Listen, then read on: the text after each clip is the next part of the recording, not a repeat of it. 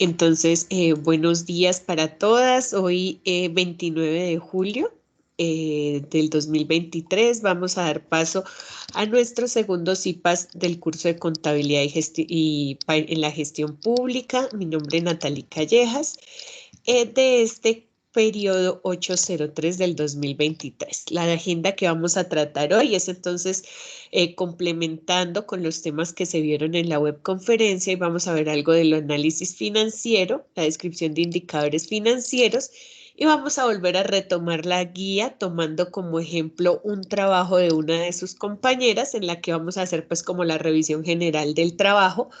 Es un trabajo que llegó oportunamente, entonces en este CIPAS pienso darle desarrollo para hacerle los comentarios, resolver las dudas, y que a partir de esas dudas también ustedes puedan de pronto dar alcance a los comentarios de entregas anteriores para que puedan pues perfeccionar su entrega antes de finalizar el martes con esta actividad y logremos unos muy buenos resultados de cierre.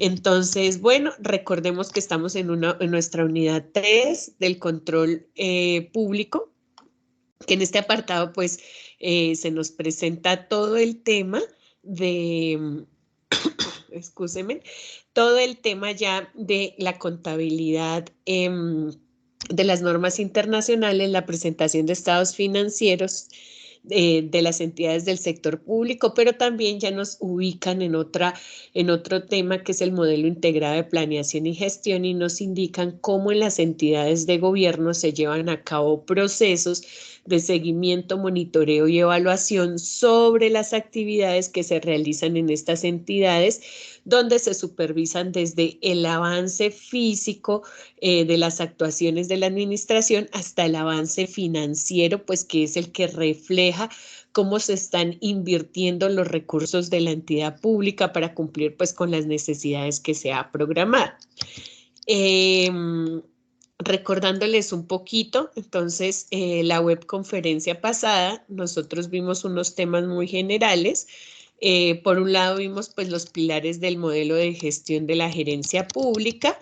Vimos una introducción e hicimos un recorrido por la estrategia de convergencia de regulación contable pública, donde pues así asimilábamos que así como en las entidades privadas llevamos un proceso de convergencia dada esa decisión de articularnos a las normas internacionales de información financiera y adoptarlas como un lenguaje común para nosotros. En la contabilidad privada también tenemos unas normas internacionales de contabilidad pública que se convierten en ese lenguaje común que se habla entre gobiernos, entre naciones. Entonces, a partir de eso, pues exploramos el marco normativo y veíamos que también existió un proceso de alistamiento, de preparación que fue de carácter obligatorio, muy regulado por la norma colombiana, hasta un periodo de aplicación que hoy nos lleva a que en las entidades de gobierno también incorporemos en nuestra contabilidad unas normas internacionales, ya particularmente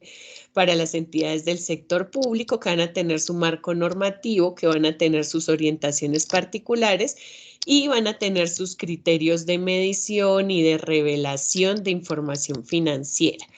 Adicionales, entonces decíamos que pues esta revisión la hacíamos porque hay un punto en la guía de trabajo que les pide a ustedes pues profundizar efectivamente en esta investigación frente a ese referente teórico metodológico de la regulación contable pública, pues para ubicarse en ese ejemplo en el que ustedes deben explicarle a alguien en una entidad pública cómo se ha dado todo esto, pues deben tener, digamos, un buen resorte que les dé argumento para exponerlo.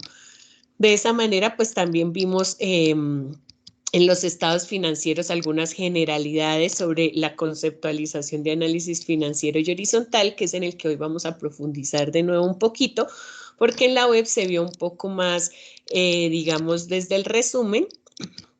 Y pues también vimos el modelo estándar de control interno, que es el que propone esta unidad 3. Acá esta actividad, como ustedes se dan cuenta, pues nos propone actividades tanto de la unidad 2 como de la 3, pero que en el tema de control interno puede que sea un tema nuevo para ustedes, que de pronto lo veamos inicialmente ajeno al tema de nuestra práctica contable, que es el registro, el reconocimiento de operaciones contables, pero que pues si nosotros nos vamos al tema de ya la revisión de las diferentes fases que deben dar las entidades de gobierno para poder llegar a considerar todo el proceso que está descrito para garantizar que desde el momento de la planeación hasta el momento de la evaluación los recursos se gestionen de la mejor manera.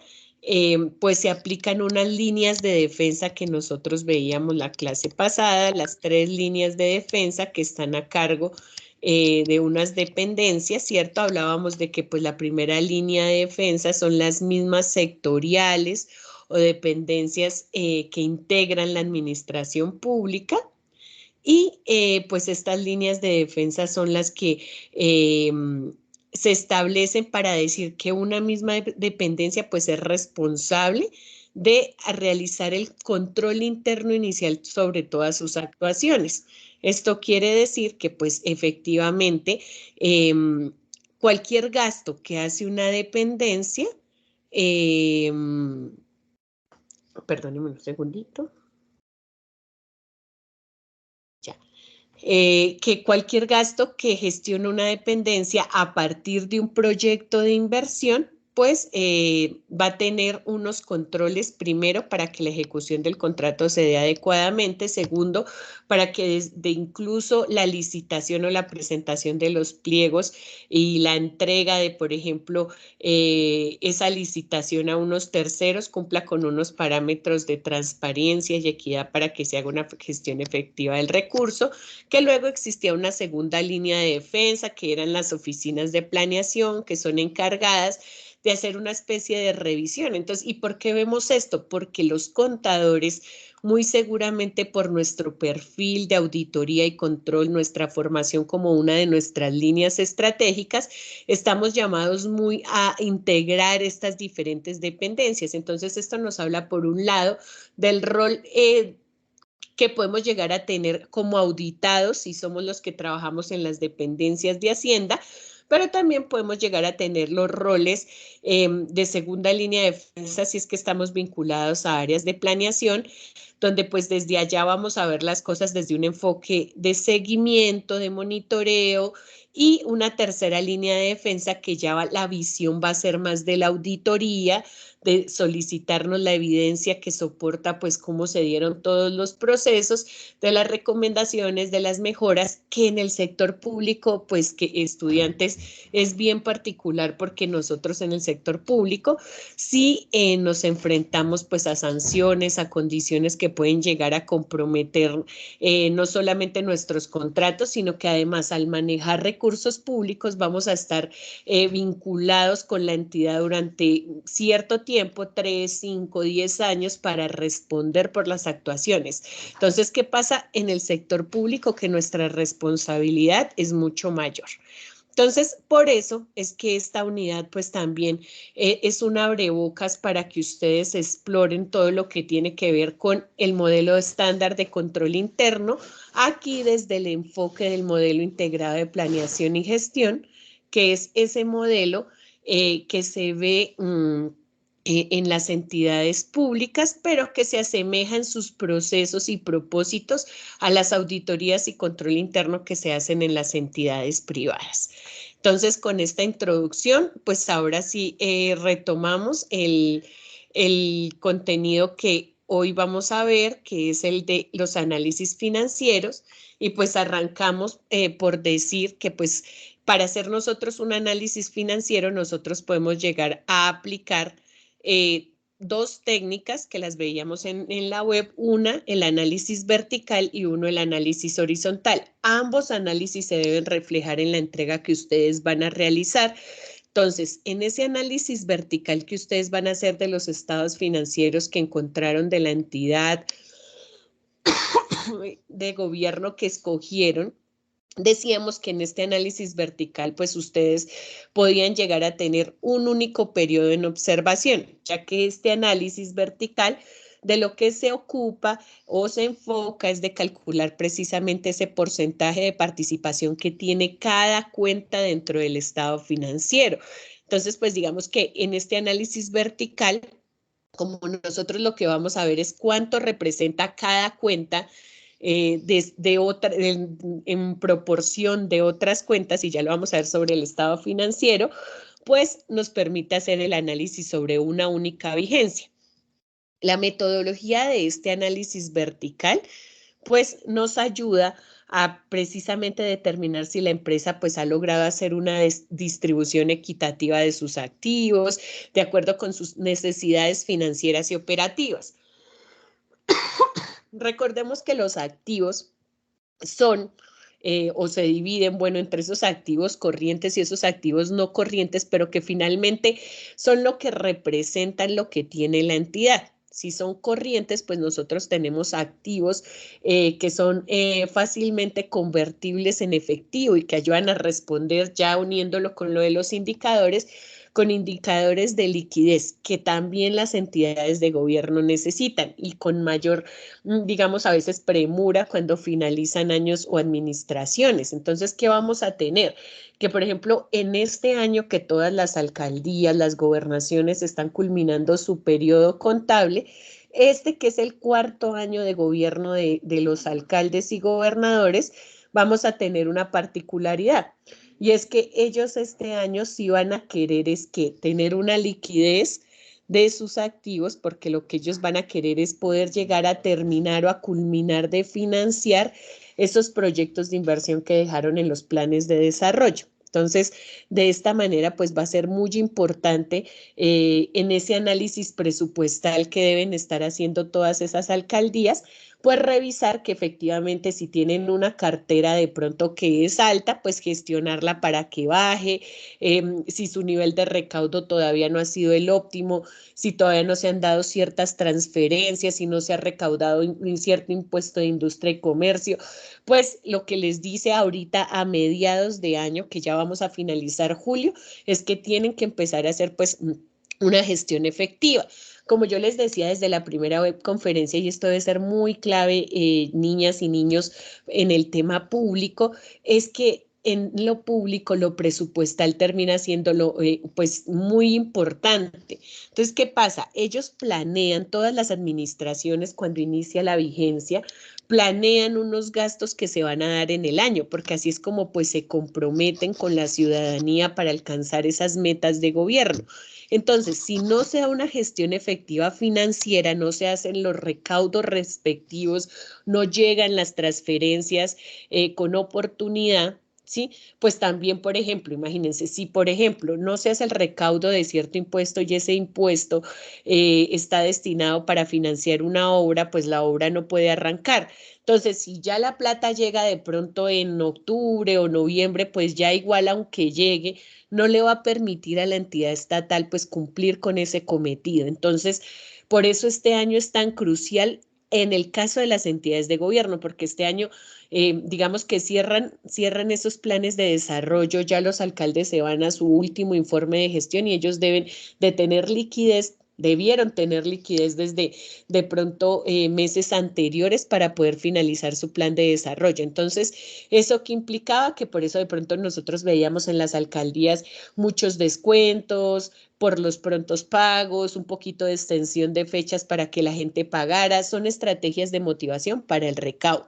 Y que eso lo vamos a ver en estos análisis verticales, o sea, la invitación para ustedes, chicos, más allá de irnos a aplicar unas fórmulas que tampoco es que sean muy complejas, y a determinar unos indicadores es a que nos arriesguemos a de verdad hacer unos análisis de lo que nos están hablando esos estados financieros, de la salud financiera de las entidades. Entonces, este análisis vertical precisamente me ayuda a calcular esos porcentajes de cada cuenta, pues en la relación total del estado financiero. Y es posible, pues además que ahí se comprendan los recursos y los elementos clave que nosotros tenemos que analizar.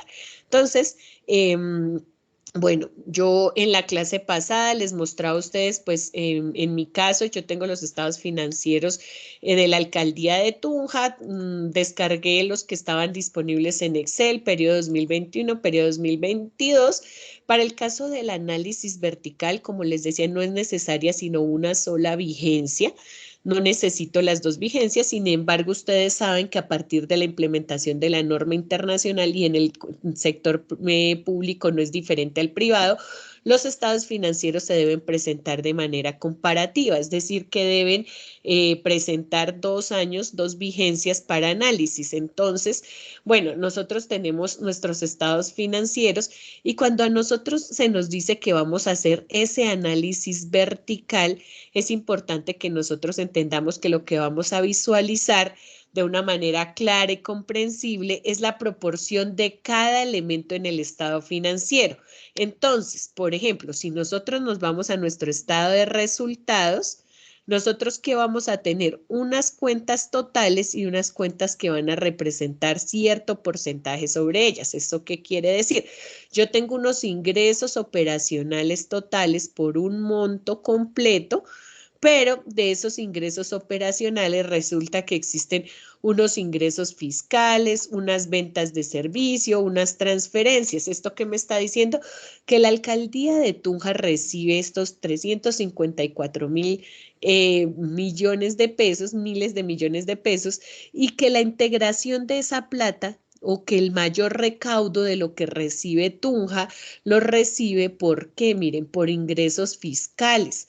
Entonces, aquí ya me está hablando la entidad me dice que sus recursos, cuando nosotros saquemos los porcentajes, provienen en un mayor peso de esos ingresos tributarios que como ya también nosotros lo veíamos en oportunidades pasadas, corresponden a esos ingresos de impuestos que son de orden, pues en este caso territorial, como el impuesto predial, el impuesto de industria y comercio, y a impuestos no tributarios como tasas, multas que pudiera haber ubicado la alcaldía de Tunja.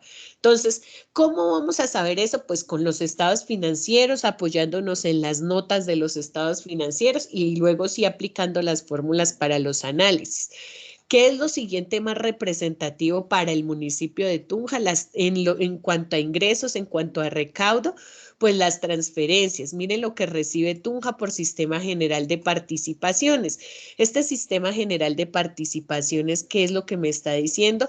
Que desde Nación existen unos rubros específicos que deben financiarse, el tema de saneamiento básico, acueducto y alcantarillado, existen recursos para alumbrado público, existen recursos para salud, existen recursos para educación y entonces desde Nación se genera una transferencia de manera proporcional por los niños, por las personas afiliadas al sistema de salud, por los habitantes de Tunja, que en unos porcentajes van a generar que la nación le haga una transferencia a partir del Sistema General de Participaciones al municipio, que a veces traen una destinación específica, es decir, que Nación les dice a los municipios exactamente usted se puede gastar esa plática en esto. O sea, si yo le mando la plata para educación, se la gasta en educación, no se la puede gastar en salud, no se la puede gastar en deporte. Si no es de destinación específica, sino es de libre destinación, pues ahí sí ya es de resorte de ese alcalde o de ese gobernador poder disponer de esos recursos que se le están asignando por transferencia a nivel nacional. Entonces, ¿qué pasa? Cuando nosotros analizamos nuestros estados financieros de una manera pues sencillita, nosotros vamos a sacar que el valor que nos está reportando la vigencia en cuanto a cada uno de nuestras cuentas, se puede hacer sobre el estado de resultados y se puede hacer sobre los balances. Y entonces, ¿qué es lo que vamos a ver acá?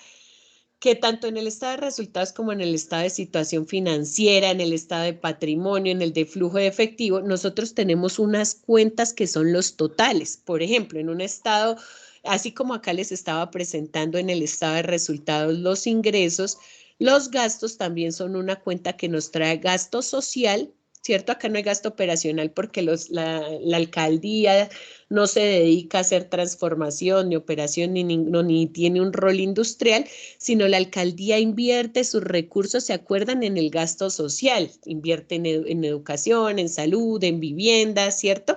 Entonces va a tener un monto total del gasto, que también proporcionalmente, por ejemplo, veamos en Tunja, dónde se va el mayor o dónde está concentrado el gasto social. Miren, el gasto social está concentrado en educación, en salud. ¿Y por qué?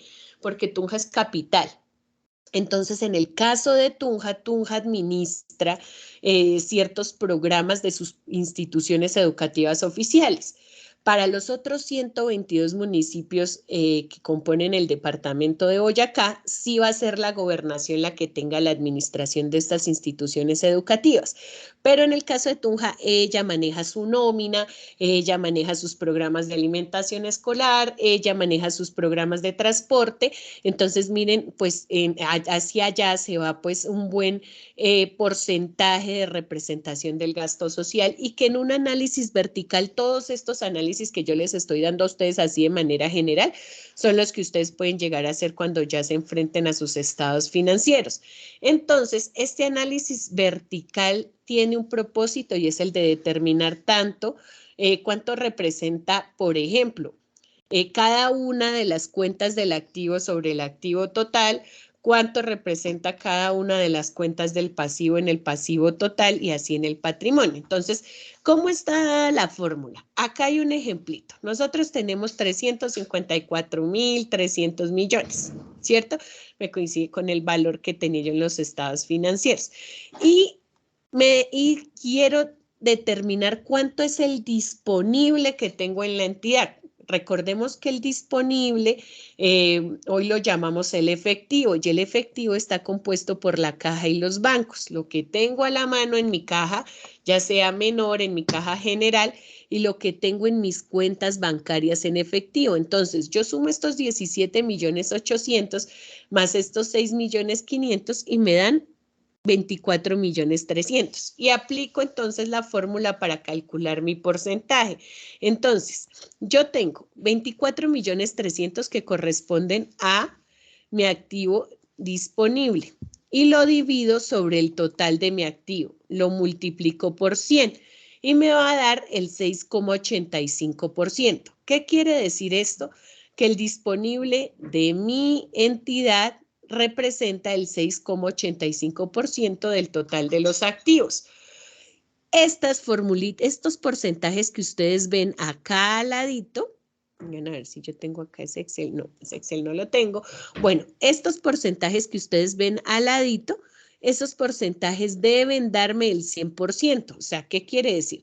Este 50,80, este 18,35, el 14,11, el 9,88, el 5,02, el 1,83, al sumarlos me deben dar el 100%. ¿Y qué me está diciendo este análisis vertical? Que, por ejemplo, en este caso, propiedad, planta y equipo es la que tiene el mayor peso porcentual sobre mis activos. ¿Qué quiere decir?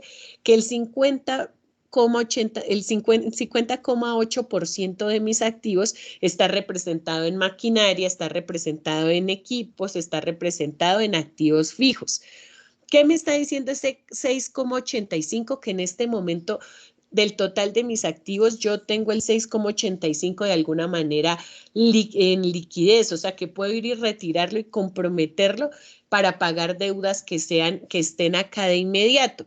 Más difícil con los activos que pues de pronto están ubicados en otras cuentas que pues requieren otros procesos para poderlos yo tener disponibles para llegar a acceder a ellos. Entonces, claro, niñas, que mi análisis vertical toma las subcuentas que integran una cuenta, en este caso el activo, y hacen una distribución que corresponde a una fórmula que es la subcuenta que yo quiero determinar, si el valor de lo que pesa sobre el total de esa cuenta que estoy analizando. Entonces acá caja sobre el total del activo, bancos sobre el total del activo, inversiones sobre el total del activo, así cada una, y cada uno lo voy a multiplicar por 100. Cuando ya he hecho eso, arrastro y ahí tengo mi análisis vertical y lo puedo hacer para mis dos estados financieros. ¿Qué es lo que me va a permitir esto? Pues que efectivamente el análisis vertical me permita entender la capacidad que tiene esa entidad para poder, de acuerdo a la proporción de lo que representan sus activos, atender los pasivos que existen. Entonces, si tiene deudas, pero pues no tiene efectivo, no tiene liquidez, porque posiblemente pues sí se llenó de activos fijos, tiene carros, tiene maquinaria, pues posiblemente un banco no le vaya a prestar porque no tiene cómo corresponder rápidamente a las deudas. O sea, son muchos los análisis que se hacen, pero en el análisis vertical, por ejemplo, para el caso del estado de situación financiera, esa es una de las situaciones que se revisan, ¿sí? ¿Qué tan rápido yo puedo convertir mis activos al efectivo? Y pues además este análisis nos permite desglosar y comprender pues cómo se distribuyen los diferentes elementos dentro de cada uno de los estados financieros que estamos analizando. Aplicar pues esta técnica de análisis financiero nos permite a nosotros además, además de determinar esos porcentajes, ver un panorama general de la entidad, cómo le fue en una vigencia, ¿sí? Y asimismo, pues también nosotros podemos llegar a determinar, por ejemplo, en el caso del estado de resultados, cómo se comportaron esos gastos, esos costos frente a los ingresos y me puede ayudar a tomar decisiones, porque es que si, por ejemplo, la nómina está representando muchísimo en mi empresa, claro, depende el tipo de empresa, porque es que no será lo mismo una empresa que tiene transformación, que tiene materiales, ¿cierto? El peso de la mano de obra no es lo mismo que, por ejemplo, cuando nosotros estamos en una empresa donde tenemos artistas, donde lo que se vende es precisamente el diseño, la generación de un producto a partir de la mano de obra, que vamos a tener que tenemos empresas de vocaciones distintas, pero que cuando aplicamos el análisis financiero nos puede dar muchos datos y luces de si ese negocio está funcionando o no está funcionando. Esta visión en las entidades de gobierno es exactamente igual. Recordemos que en las entidades de gobierno no perseguimos excedentes ni utilidades. ¿Qué perseguimos? Que lo que el municipio, que lo que el departamento recibe sea exactamente lo que se gaste, ¿sí? Y que se lo gaste no significa que porque lo que recibe se lo tiene que gastar, vaya a haber despilfarro de recursos o que los alcaldes y gobernadores pueden hacer lo que sea, no. Lo que quiere decir es que siempre conociendo ese dato de ingresos se invierta todo ese recurso para que efectivamente pues llegue a subsanar todos estos renglones en el sector público que requieren de la atención del Estado, ¿cierto? Nunca va a sobrar dinero en infraestructura educativa, nunca va a ser mucho dinero en infraestructura hospitalaria, nunca va a ser mucho dinero lograr llegar a coberturas en zonas rurales apartadas. Entonces, estos análisis vertical le permiten a los administradores, que en el caso de las entidades de gobierno son los alcaldes y los gobernadores, pues tomar decisiones y ver en un punto si no se llega a, por ejemplo, si los gastos son muy altos y el recaudo no va a ser el que se está esperando, pues poder tomar decisiones de si, por ejemplo, hacen traslados de una cartera a otra. Entonces puede que tengan que empezar a priorizar proyectos y en un punto a decidir, pues de pronto qué proyecto tiene un mayor impacto para la comunidad y de pronto hacer ciertos traslados para garantizar que pues esos programas surjan. Entonces, bueno, estos análisis en las entidades de gobierno cobran todavía una fuerza muchísimo más grande. Entonces, ¿qué es lo que se espera para su guía de trabajo? Acá voy a tomar el trabajo de su compañera, como les dije, es un trabajo que fue compartido con bastante tiempo, que hoy precisamente por eso pues lo voy a tomar como ejemplo. Entonces, ella presenta unos estados financieros de la alcaldía de Granada Meta, donde está donde está presentando de manera comparativa las vigencias 2022 y 2021. Ella presenta estados financieros, tanto el estado de situación financiera como incorpora también los estados de resultados. Entonces, acá en este estado de resultados, yo que veía que inicialmente aquí nosotros ya tenemos en este trabajo, pues una presentación de los resultados, ¿Sí? ¿Qué sería lo clave cuando nosotros vamos a presentar acá la actividad?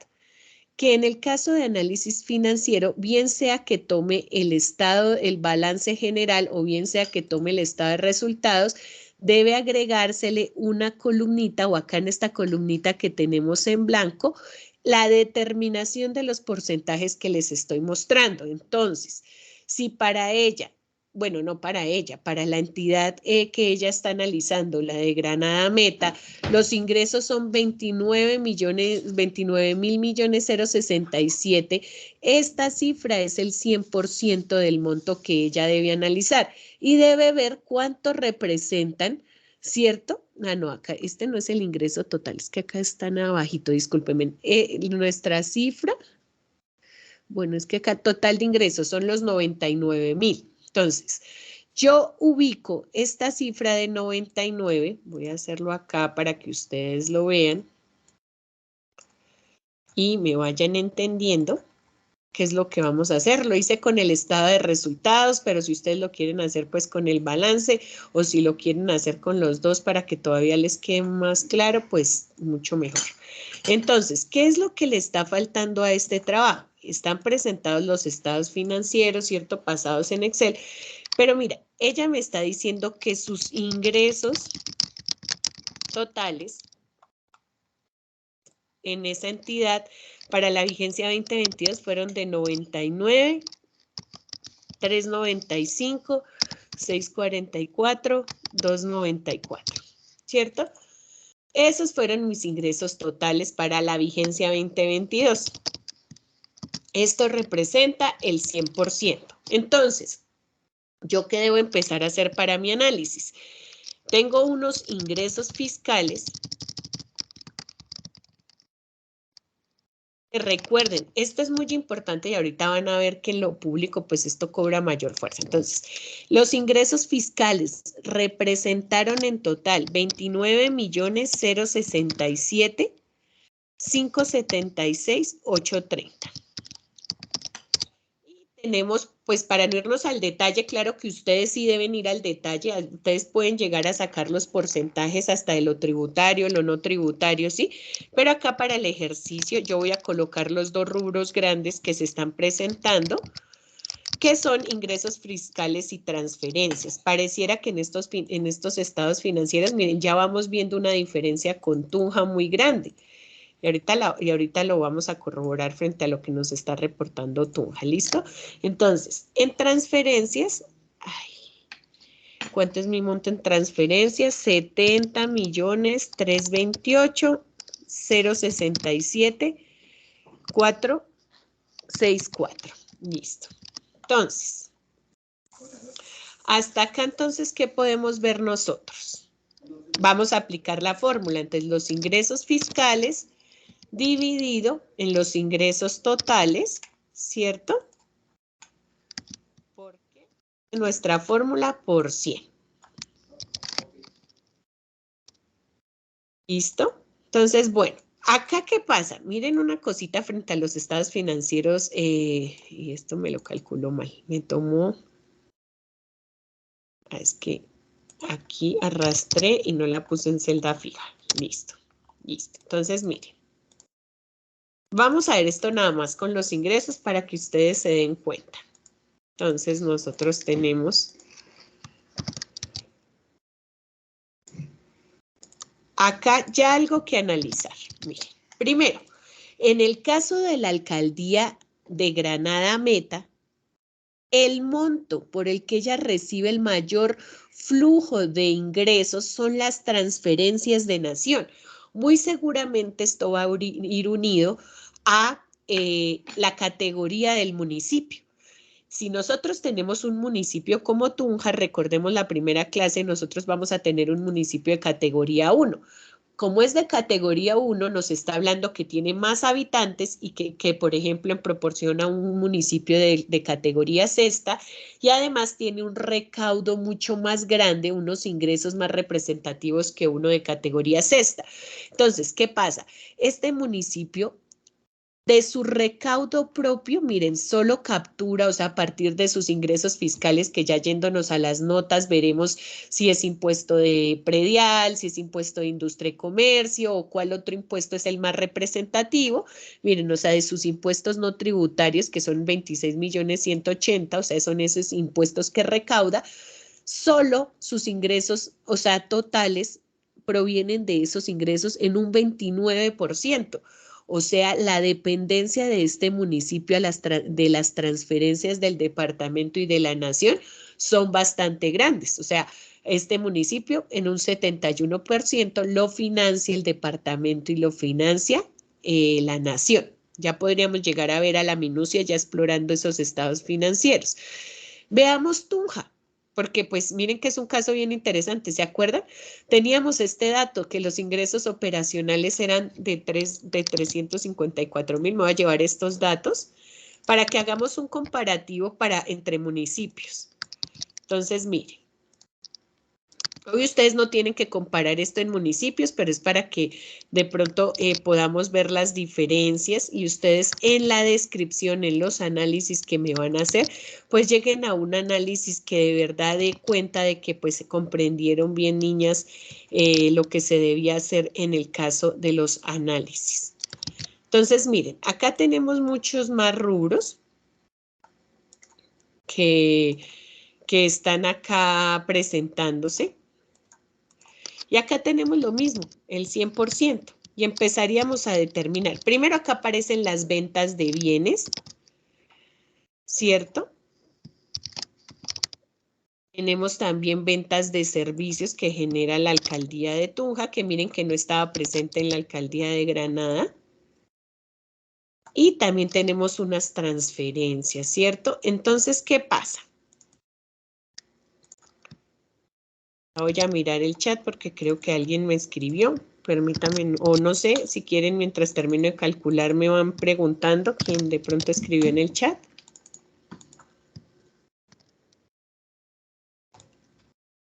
Ay, no puse la celda fija. Es importante cuando hacemos los cálculos y hacemos estos arrastres, colocar la celda fija. Entonces, permítanme, miramos rápidamente el chat. A ver si es que tengo alguna pregunta. Ah, no. Bueno, entonces, ¿qué pasa hasta acá, niñas? Miren. Tenemos que en el caso de Tunja los ingresos pues totales, el 100%, miren que acá el recaudo fiscal representa el 52%. ¿Diferente? Claro que es re diferente. ¿Esto qué quiere decir? Que Tunja tiene un mayor flujo de ingresos propios. O sea que un alcalde en Tunja puede llegar a tomar decisiones de inversión mucho más fuertes, porque la plata que es propia, o sea, que viene, que él recauda, pues la recauda de manera directa, ¿sí? Y por impuestos. Entonces, esto no viene condicionado y si él quiere apostarle al deporte, puede llegar a mover esos recursos para el deporte. Si quiere apostarle a la salud, puede mover los recursos a salud. Y miren su dependencia con el departamento y con Nación, es del 48%, o sea, casi que depende de Nación y del departamento en un 50%, pero tiene una movilidad de sus recursos del 52%. Entonces, miren que es un municipio que maneja unas finanzas mucho más interesantes, digamos, para el tema político, para el tema gubernamental, para el tema de la gerencia pública que veíamos en el modelo que nos presenta la Contaduría General de la República, en la que puede llegar a tomar decisiones con mayor, digamos, poder, que por ejemplo el alcalde de Granada, que pues recibe transferencias y muy seguramente si nos vamos a la UCIA, vamos a ir al trabajo, en las referencias, a ver si me lo permite ver. Bueno, acá sería llegar al nivel de presupuesto para ver, por ejemplo, qué viene comprometido con destinación específica. Pero miren, acá ya el Sistema General de Seguridad Social se lleva 30 millones de los 70 millones. O sea, ya sabemos que de esos 70, ese alcalde tiene que invertir en salud el 30. Entonces, cuando saquemos los porcentajes, vamos a empezar a ver, pues, qué tanta movilidad tiene. Entonces, por eso cuando el alcalde de Granada Meta de pronto proponga no sé, construir el gran megaparque en Granada Meta, nosotros podemos decir como contadores, como ciudadanos, ¿qué tan viable es eso? Porque uno puede decir, venga, si los ingresos de Granada es de tanta plata y el parque vale 3 veces lo que está proponiendo, pues ¿de dónde va a ser este alcalde eso? Sí, no, que lo voy a hacer con gestión y que me voy a ir a Nación y lo voy a traer o que no, que lo voy a hacer con endeudamiento. Recordemos, y ahí van a entrar los indicadores, que pues también los préstamos nunca van a superar el monto de ingresos, ¿sí? Nunca una entidad crediticia le va a prestar a una entidad de gobierno, así como a nosotros en los privados, nunca un banco nos va a prestar más de lo que nosotros pues seamos capaces de demostrar en ingresos. Entonces, si estos son los ingresos que demuestra el municipio, pues no le va a prestar más de esta plata, o sea, hay unos porcentajes trazados para poderle llegar a dar un nivel de endeudamiento, que es uno de los indicadores que ustedes pueden llegar a estar calculando.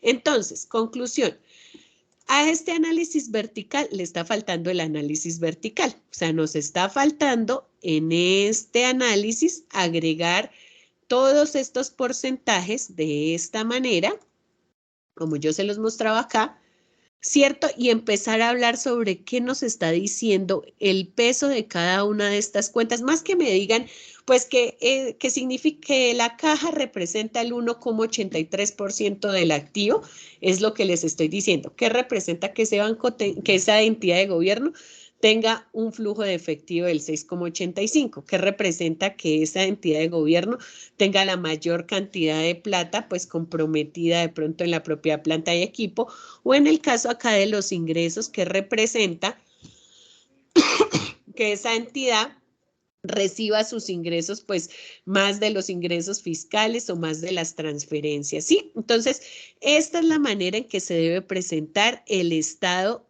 de el análisis vertical, ¿sí?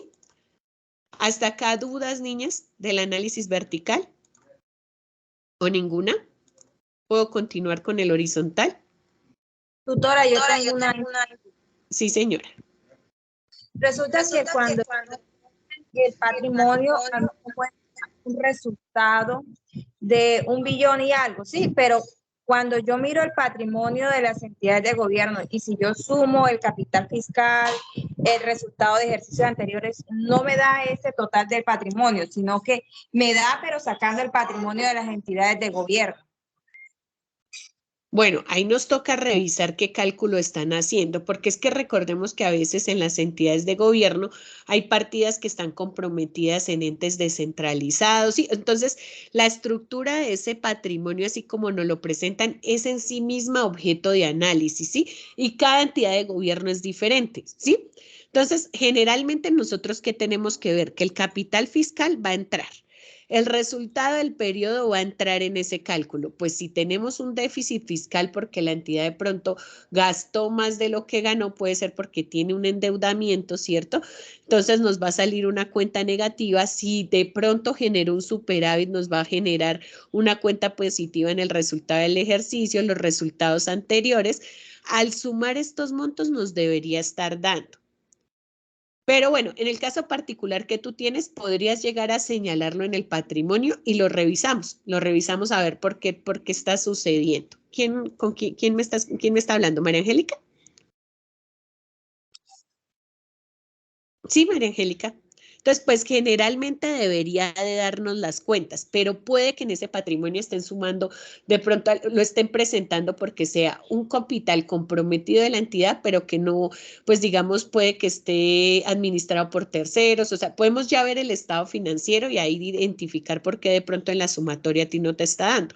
Porque generalmente nos debería estar dando el capital fiscal que nosotros calculamos, los resultados tanto del periodo como de ejercicios anteriores y pues las ganancias y pues otras cuentas que puedan llegar a moverse ahí, ¿sí? Pero pues lo vamos a sacar de manera porcentual y de pronto esos datos interesantes, ¿por qué? Porque si ustedes detectan una cuenta que la presentan en el patrimonio y que no la están mostrando, es algo que en el análisis pueden llegar a revelar. Existe tal cuenta que no la están tomando en la sumatoria de patrimonio de la entidad y puede ser objeto de averiguar por qué está pasando eso. ¿Listo, María Angélica? Sí, tutora, igual yo encontré pues que hay algo que estuvo mal sumado también, eso lo vi. Ah, bueno, y otra cosa puede ser que tengan un error. Recordemos que quienes presentan estos estados financieros, pues contadores como nosotros.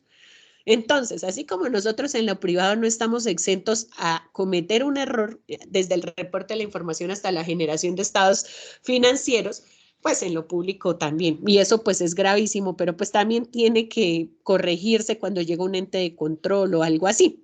Ahí aparece el control. Muy seguramente llegue la Contraloría y se dé cuenta que no sumaron, que presentaron mal los estados financieros, les hagan un hallazgo y tengan que corregir los estados financieros y además explicar pues el error, porque se supone que cuando presentaron estados financieros hicieron arqueos, eso debía corresponder a una cantidad de evidencias. Entonces, ahí pueden tener una diferencia, pero que es posible, también es posible, María Angélica. ¿Listo?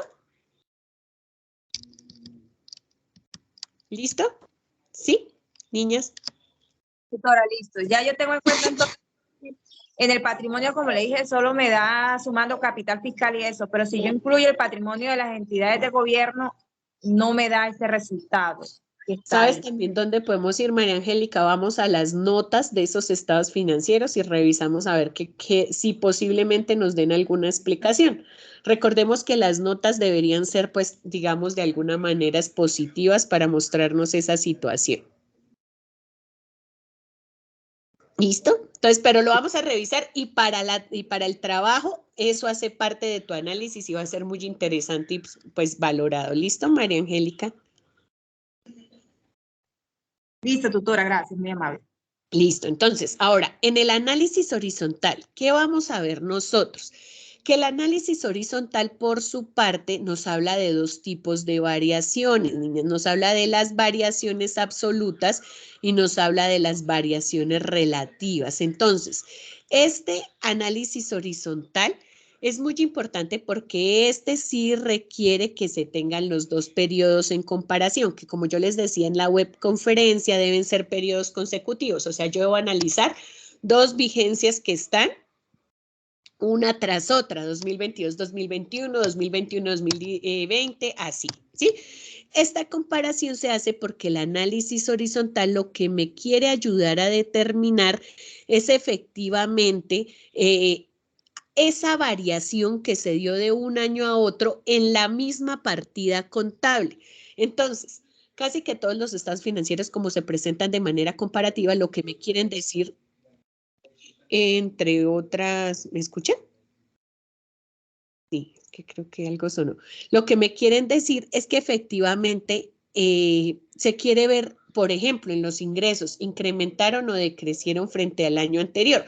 Uno esperaría que en la cuenta de ingresos siempre nosotros tengamos un incremento. Primero, pues porque como en las entidades privadas, pensemos que en una entidad privada uno venda exactamente lo mismo.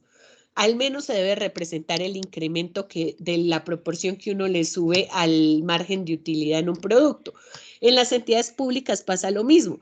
Acá se recauda un predial, se recauda un ICA, pero anualmente la base sobre la que se determina ese impuesto, aunque la tarifa, aunque el porcentaje se mantenga, la base sí sube, porque por eso nosotros tenemos valorizaciones de los predios, ¿cierto? Sobre la industria y comercio también hay reajustes. Entonces uno esperaría que los ingresos en cada año incrementen. Si los ingresos no están incrementando, puede obedecer a muchas cosas. Puede obedecer a que efectivamente no hay un recaudo efectivo en esa entidad. Están dejando que los contribuyentes pues no paguen y se están llenando de procesos, sí, de cuentas por cobrar, que en un municipio eso no es bueno. ¿Listo? Pues en ninguna entidad es buena, ¿cierto? Que yo tengo una cartera que después de cierto tiempo ya no pueda convertir rápidamente al efectivo. Pero entonces, este análisis horizontal lo que me ayuda a ver precisamente es esa variación que se da de una cuenta a otra. Entonces, yo tengo ventas en una empresa que fueron de 180 millones en el 2021 y en el 2022 de 195 millones.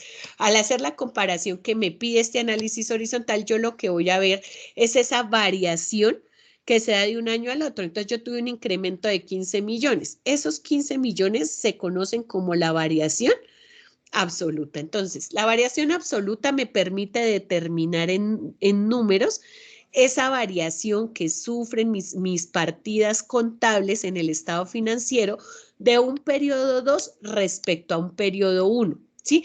¿Cuál es el periodo 2? El periodo más actual. Si yo estoy comparando 2022 y 2021, mi periodo 2, por consiguiente, va a ser 2022, el más reciente, y mi periodo 1 va a ser el periodo más antiguo, el 2021. Entonces, yo tomo el año 2022, le resto lo del año 2021. Entonces, por ejemplo, si mi activo era de 550 millones en el 2022 y en el 2021 mi activo era de 500 millones, yo tengo una diferencia de 50 millones. ¿Eso qué quiere decir? Que el activo incrementó con una variación positiva en 50 millones. También puede dar negativo y esa variación pues es la variación que se conoce como la variación absoluta. Yo también tengo la variación relativa. Entonces, para determinar la variación relativa, esa ya no se da en números, sino se da en porcentaje. Tomo lo mismo, un periodo y el otro periodo. Entonces, aplico una regla de 3. Divido el periodo 2 por el periodo 1, le resto 1 y lo multiplico por 100. Esta es mi formulita. Un periodo 2, que es mi periodo más reciente, dividido en mi periodo 1, que es el año anterior, menos 1 por 100. Entonces, supongamos el mismo ejemplo que les da ahorita para la variación absoluta. Yo tengo 550 millones en el año 2022, lo divido, acuérdense que acá en la variación absoluta lo resté. Acá lo divido, entonces lo divido en 500 millones menos 1 por 100. En este caso, pues me da, ay, perdón, aquí me quedó mal, no es el 50, es el 10. Me da el 10%. ¿Qué quiere decir eso? Que el activo obtuvo un crecimiento del 10% en relación al periodo anterior, al pasar de ahorita en el 2022 a 550 millones y estar en 500 millones. O esto también lo podríamos explicar mejor, de pasar de 500 a 550, creo que es un poco más claro, y tener una variación positiva de 50 millones. Entonces, ese análisis horizontal lo que a mí me permite determinar en unos estados financieros son las variaciones que se dan en dos periodos de manera comparativa sobre las mismas cuentas contables. ¿Qué debe aparecerme a mí entonces? Su estado financiero, acá yo tengo un estado de situación financiera activo, pasivo, patrimonio, el valor del año 1, el valor del año 2, ¿cierto? Yo cojo, a ver, vamos a ver el estado financiero, año 1, año 2, ¿sí? Y lo que voy a agregar son unas celdas para sacar tanto las variaciones absolutas, que son en valor numérico, como las variaciones relativas. Entonces, yo voy a ver cómo cambió la caja en el 2001 al 2022. Entonces, 2022 la tenían 6.500.000. En el 2021 la tenían 4 millones. ¿Qué quiere decir? Que tuve una variación de la caja de menos 2.500.000. ¿Eso qué quiere decir? Que entonces yo ya tengo un movimiento en mi variación relativa del 38,46%. ¿Sí? Entonces, la variación absoluta se saca, niñas, recuerden, de el periodo 2 menos el periodo 1.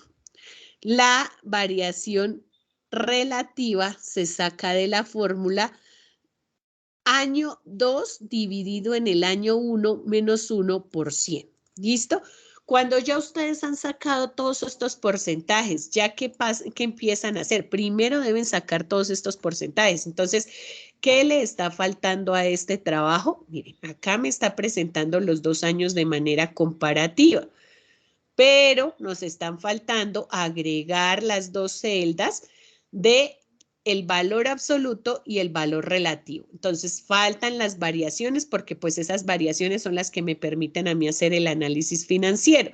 Entonces, este análisis horizontal en últimas lo que nos permite identificar son esas variaciones y profundizar entre esas causas y esas consecuencias de que se estén dando esas variaciones.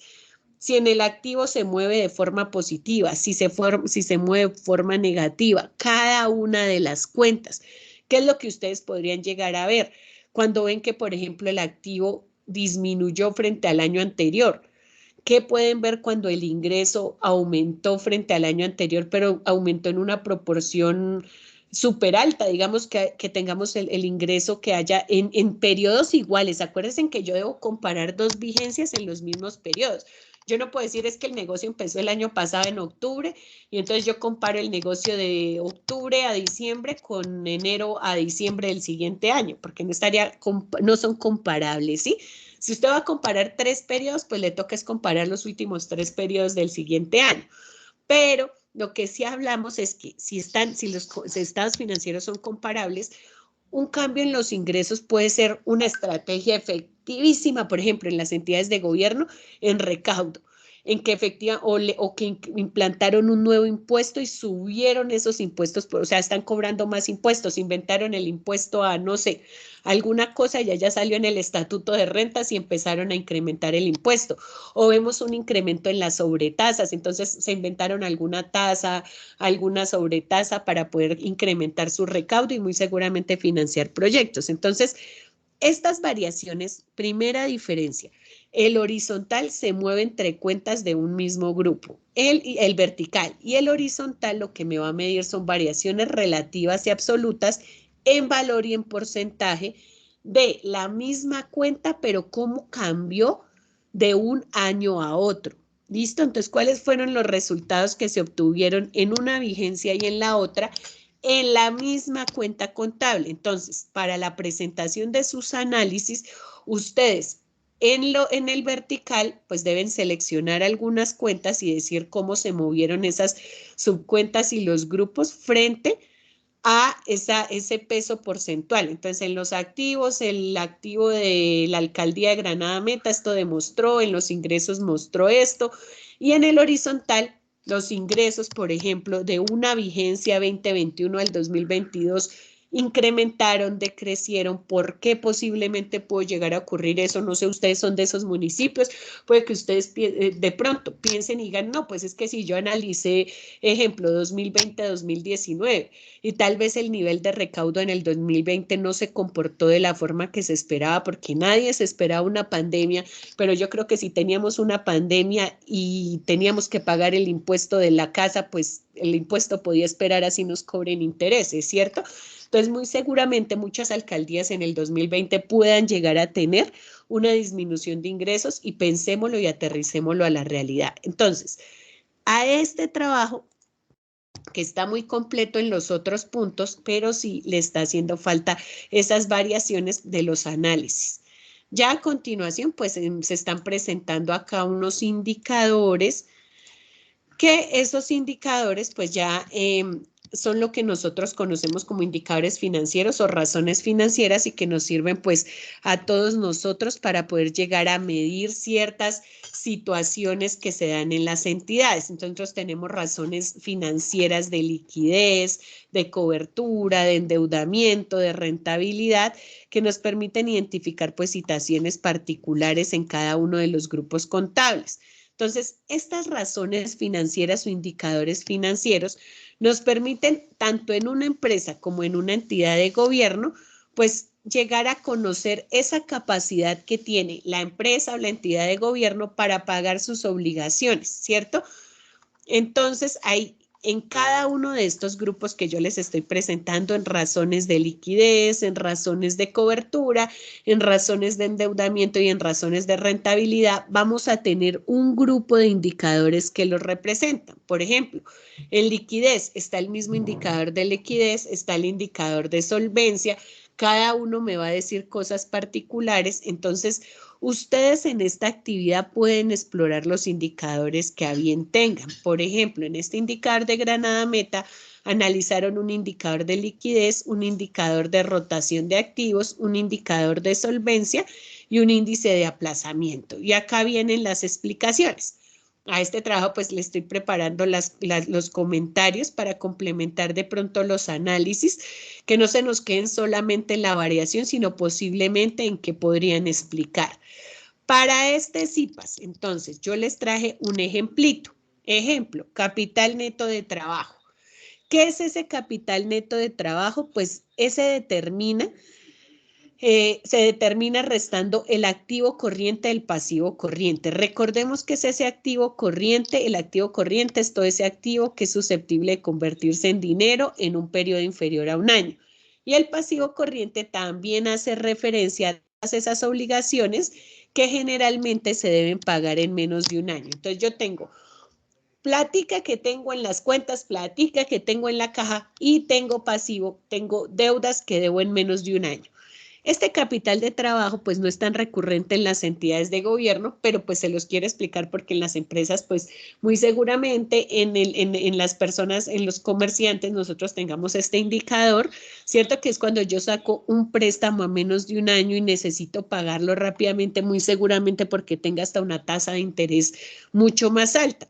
Entonces, ¿qué vamos a hacer? Necesitamos comprender el indicador que ustedes están llamando. Yo me imagino que acá mi estudiante que escogió estos 4 indicadores analizó muy bien los 4 indicadores, determinó su fórmula así como la presentó y me va a dar la interpretación. Entonces, en esa interpretación, por ejemplo, del capital de trabajo, nosotros hablamos de que un capital de trabajo positivo que nos está diciendo que la empresa, que la entidad tiene suficientes activos circulantes para cubrir sus pasivos circulantes, o sea, tiene suficiente dinero para cubrir la deuda que tiene. O sea, si mañana quisiera pagar la deuda, la va a pagar. Ay, ¿por qué no la paga? Por temas de liquidez, por temas de comercio, por muchas explicaciones que vienen desde el enfoque de la operación. Por otro lado, pues el capital de trabajo negativo va a sugerir que esa entidad, que esa empresa empieza a enfrentar dificultades porque no tiene cómo pagar sus deudas, o sea, no tiene ni para pagar la cuota. Entonces, pues eso ya va mostrando dificultad en la empresa. ¿Qué importancia, por ejemplo, va a tener este indicador? El capital de trabajo es crucial para el funcionamiento diario de una empresa. Entonces, un capital de trabajo adecuado pues garantiza que esa empresa pueda hacer frente a esos gastos operativos que tiene a diario, poderle pagar a los proveedores que son los que le suministran el material, poder llegar a tener continuidad de su negocio, porque imagínense que usted empiece a endeudarse en una empresa y no tenga cómo pagarle a los proveedores, no tenga cómo pagar la luz, no tenga cómo pagarle a la chica que viene a ayudarla a atender, pues usted tiene que cerrar. Entonces el capital va a ser un indicador que es importante estar en monitoreo. Un análisis histórico de este indicador, por ejemplo, puede llegar a ayudarnos a detectar tendencias y cambios en la liquidez de la empresa en un largo tiempo. Entonces nos puede llegar a mostrar hasta un deterioro de ese capital de trabajo y lanzar una alerta para el negocio, para que de pronto el negocio evalúe qué es lo que está sucediendo a tiempo. Y además me ayuda para que se pueda comparar ese capital de trabajo con los estándares y promedios de esas otras empresas que operan y que son más o menos del mismo nivel que mi empresa. Entonces esto va a darle pues visiones más completas del desempeño financiero y la posición competitiva de la empresa. Entonces estos elementos que yo acá les socialicé, como la interpretación, la importancia, el análisis, la comparación, pues yo qué veo acá. Yo veo en la tarea de mi estudiante que está determinado el indicador. Acá están sus fórmulas muy bien logradas, con su soporte. Acá vienen entonces los cálculos que ella realizó. Ahora lo importante sería ver si las descripciones van más allá. Por ejemplo, la alcaldía de Granada Meta tiene un índice de liquidez del 2,17. Presenta un indicador positivo, es decir, que tiene capacidad de obtener este valor en el corto plazo por cada peso exigible para cubrir sus obligaciones en el corto plazo. Esta es válida, esta explicación es lo elemental, ¿cierto? O sea, quiere decir que lo que tiene en sus activos alcanza a cubrir en el corto plazo sus obligaciones, pero interesante que, por ejemplo, ustedes, niñas que se inquietan, que asisten a estos espacios, pues profundicen y le den pues de pronto un mayor resorte desde el análisis con nuevos elementos como yo les mostraba acá, hablando un poquito de la importancia del indicador, hablando un poquito de esa interpretación que ustedes dan. Entonces, de manera general, este trabajo, pues, ¿qué presenta hasta acá? Esa descripción que qué le hace falta y es por lo que los molesto harto en el tema de las referencias. Miren, si ven que sí, ya aprendimos, esto es una cita, pero ahora esta cita está mal lograda. ¿Por qué? Porque no son las normas internacionales lo que debe estar acá citado. Es ir al documento y ver acá el autor. Las normas es el nombre de la norma, norma tal, de donde sacaron este dato. Debe ser el autor, un instituto, el Congreso, quién fue el que expidió el documento que ustedes están citando acá y el año de donde están tomando ese documento. Entonces, si ustedes acá me tienen una cita, automáticamente yo en mis referencias debo tener una, mírenla acá, porque todo lo que aparece en la referencia debe corresponder a una cita. Ahora, ¿qué pasa con esta referencia? Esta referencia está incompleta. ¿Qué les recomiendo yo? Así como lo hicieron acá, que llegaron y tomaron este documento y lo hicieron con lo que les dice Word, que es editar fuente, me imagino. Miren, ¿es un libro? No, muy seguramente sea una norma que encontraron en dónde, en un sitio web. Diligencia en lo completo, miren, normas internacionales, acá hay una coma y dicen que por eso les está cortando. Este no es el autor, este posiblemente sea el nombre del documento. Ahora, acá tienen que agregar el autor, si es una persona, el apellido y el nombre. Si es un autor corporativo, por ejemplo, el Instituto de Contabilidad o la Contaduría General o bueno, quien sea el autor corporativo, marcan en autor corporativo y agregan ahí Ministerio de Hacienda, bueno, ¿quién expidió el documento? Importante, el año en que se expidió el documento. Y mire, uno ubica en la URL del documento. Con eso, cuando ustedes lo hagan así, miren que les va a simplificar, pero además a mí aquí en las referencias me debería estar actualizando ya. Bueno, la referencia. Miren que yo le di a actualizar y desaparecieron las referencias. ¿Qué quiere decir? Que yo voy a ir a buscar este departamento administrativo de la función pública y debería estar citado por acá, de donde sea que se haya tomado ese dato. Si no está citado, cuando yo actualizo las referencias va a desaparecer. Entonces, muchos de los comentarios de las entregas que pasaron, les dije, falta la cita que corresponda a la referencia. Así como pasó con esta, todo debe estar citado y corresponder a una referencia. Esto es una referencia. Lo que ajustamos acá arriba es una cita. Esto es una cita. Miren, por ejemplo, acá dice Permodo Salgado 2005. Yo debería encontrar acá a Permodo Salgado. Y miren que no está Permodo Salgado. ¿Dónde está la referencia de Permodo Salgado? Si yo lo estoy citando acá en el documento. Entonces, por favor, también revisen eso porque es otro de los criterios de evaluación. Entonces, hasta acá, niños, ¿qué vamos a ver de manera general? Una explicación que debe venir citada con autor y año y debe tener su propia referencia que corresponda en la parte de abajo.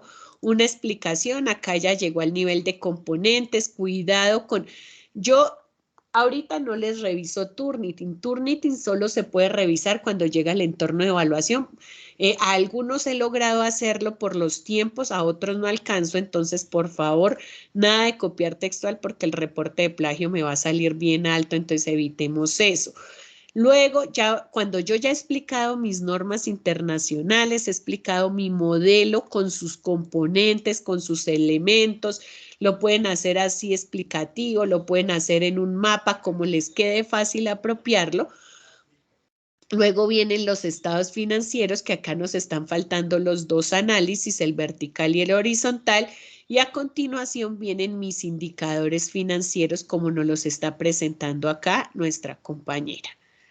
Finalmente deben aparecerme las conclusiones y las referencias. ¿Por qué no hablamos de bibliografía? Porque no solamente estamos usando bibliolibros, sino también estamos usando URLs. Cuando usamos URL ya no hablamos de bibliografía, sino hablamos de una referencia. Listo, niños, entonces este trabajo está bien, pero pues ahorita lo voy a regresar porque tiene pues que hacer esos ajustes, sobre todo en el tema de los análisis vertical y horizontal. No sé si tengamos hasta acá alguna otra duda, inquietud que quieran que resolvamos.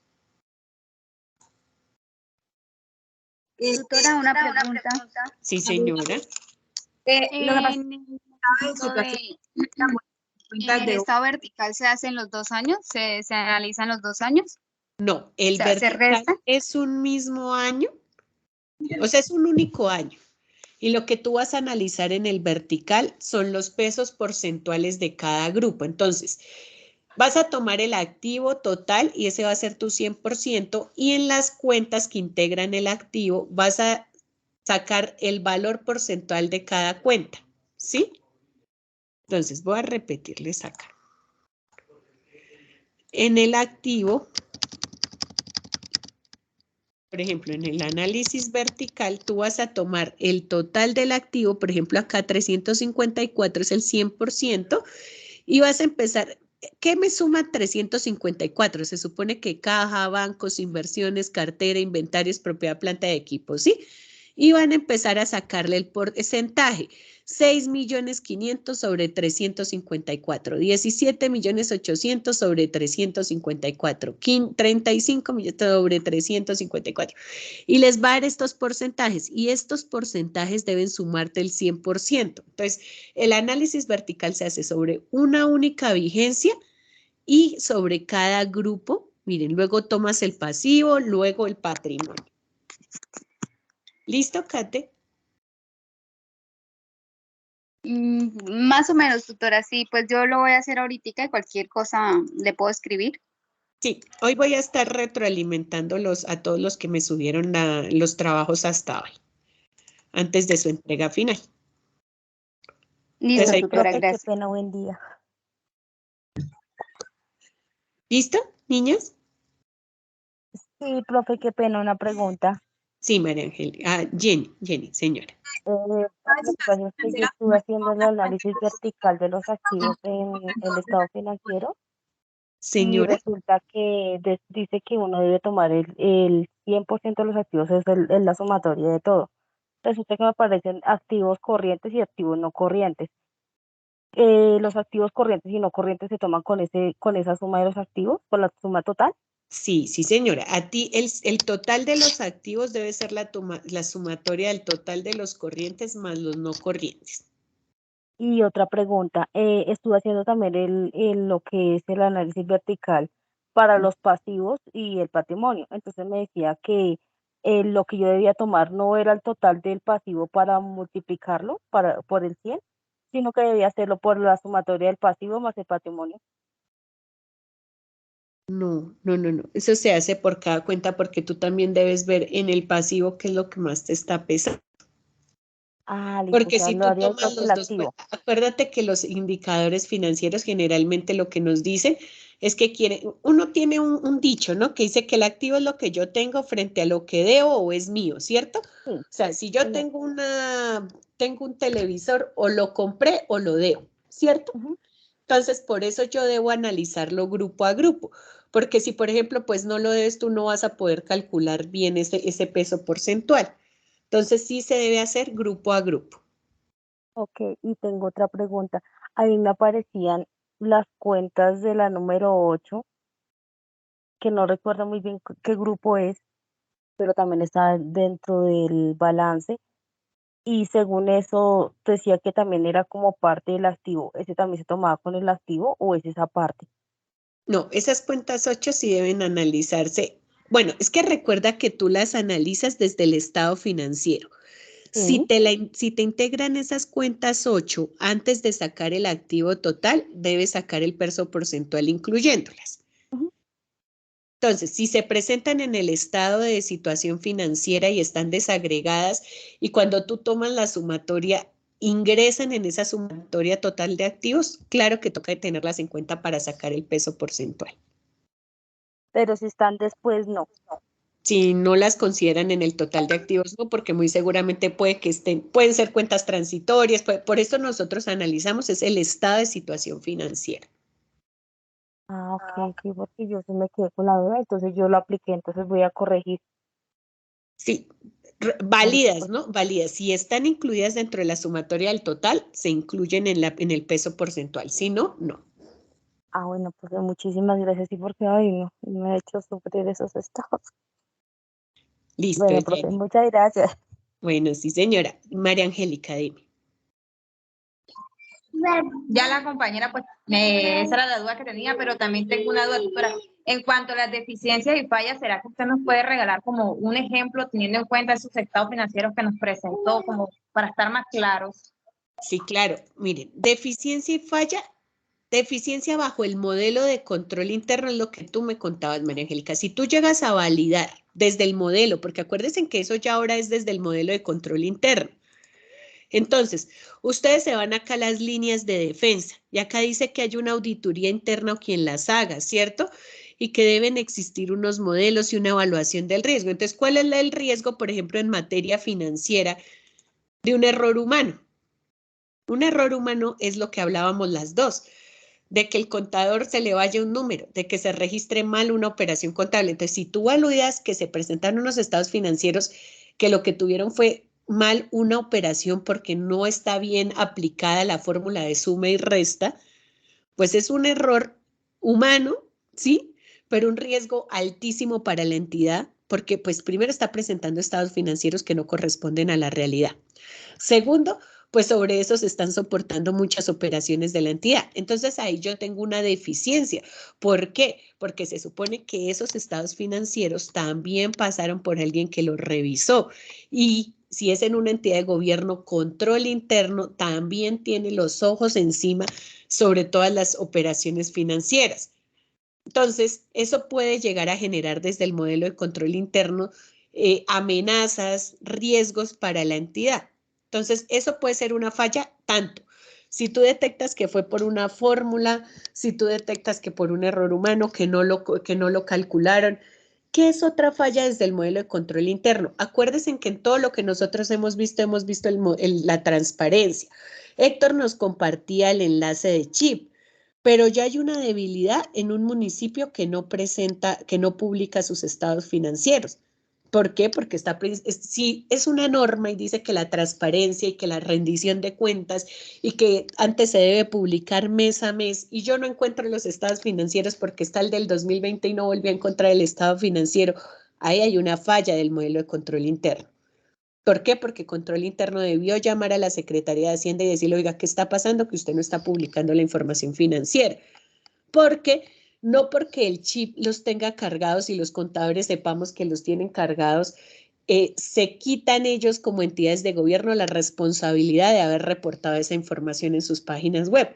Entonces, aquí hay una falla del modelo, no se revisó y allá hay un control interno que dejó que lleven 2 años sin publicar la información, violando la ley de transparencia y rendición de cuentas. Eso es una falla.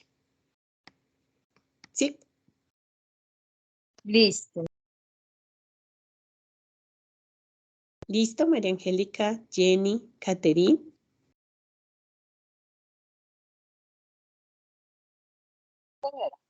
Listo, niñas. Entonces, pues les agradezco mucho su participación. Espero que este CIPAS pues les haya aclarado muchas dudas. Les voy a compartir el material como siempre acá por Skype para que pues puedan revisarlo si a bien lo tienen y cualquier cosita entonces nos estamos hablando. ¿Vale? Bueno, tutora Natalie, muchas gracias. Bueno, un fuerte abrazo para las Bueno, tres y profe, que muchas estén muy bien. gracias. Bueno, Chao, feliz niñas. día. A ustedes, feliz Chao. día.